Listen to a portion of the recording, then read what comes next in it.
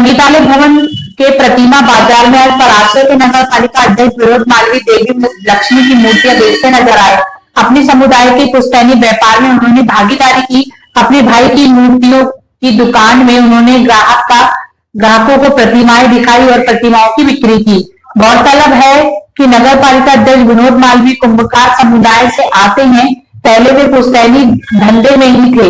राजनीति में आने के बाद इस पेशे से वे दूर हो गए, लेकिन आज भाई की दुकान में उन्होंने बैठकर उन्होंने सहयोग किया।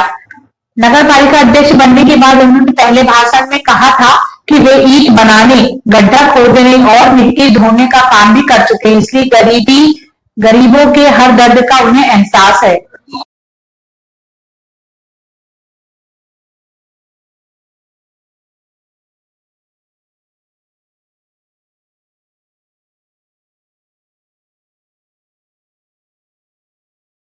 छिंदवाड़ा से न्यूज एससीपी भारत से संजय पहाड़ी की रिपोर्ट।